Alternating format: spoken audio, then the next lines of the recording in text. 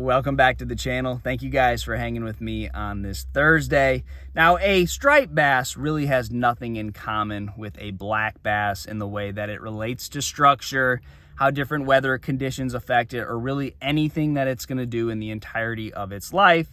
But the common denominator is that it is an apex predator, and a largemouth, a smallmouth, and a spotted bass also is an apex predator, and no one told them that they released a bunch of striper in the body of water that they're living in. So just because you caught a striper there today doesn't mean you can't go back there tomorrow and catch a black bass, or just because you're catching striper doesn't mean your next cast couldn't be a 5-pound largemouth. So I'm going to go into a couple different situations where I've seen this unfold, the baits that you typically will catch them on, and then the type of structure that they will be around. But guys, I first want to thank you for liking this video. If you haven't yet, please subscribe. That's going to help me and the channel out a lot. And if you left me a comment, I love talking fishing. So if I haven't gotten back to you on that, I will. Thank you for doing that.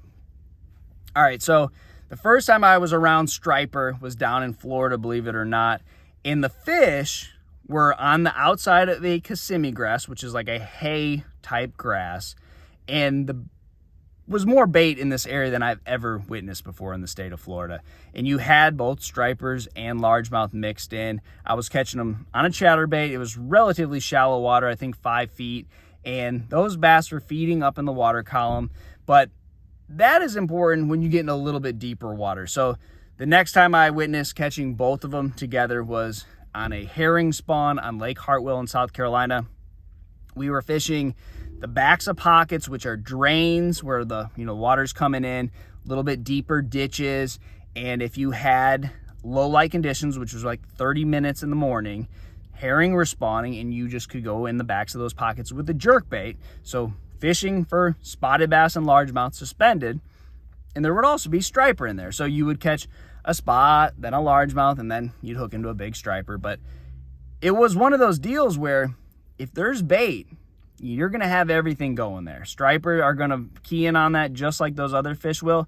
They'll be in there together. Now, the last situation that I think is probably the most important in this video is we were on Smith Lake, super deep water, probably over 100 feet of water, a channel swing, a bluff wall with a dock on it, and we were fishing before our tournament.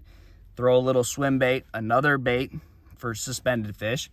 Underneath the dock, fish swims out, eats it. Zzz, reel, 6-pound test, starts singing, and we fight this fish for 10, felt like an hour, but probably 10 minutes, and it was a big striper. Well, we didn't, think that, oh, this is just a striper hole. It was a really likable spot. It was something that both of us were thinking, big fish has got to live here. Well, we came back the next day during the tournament, threw that little swim bait again, swam it right along the side of the dock. Another fish swims out, line starts peel and drag, reel starts singing. We think that we know what this is. We've seen this before, another striper. Well, happened to be a 4-pound spotted bass. So it just goes to show that no one told the spotted bass that they weren't the biggest fish in the lake. They will set up and use the same type places. A likable big fish spot is a likable big fish spot, no matter what the species, no matter how they relate to the weather or the structure or what they do, where they came from. They're a saltwater fish or a freshwater fish, big fish, especially the apex predator fish, are going to use the same type places. So guys, try that. Good luck to you, and I'll see you on the water.